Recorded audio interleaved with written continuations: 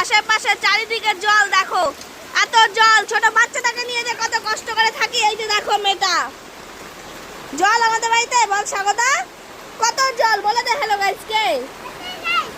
বল কত বৃষ্টি দেখো।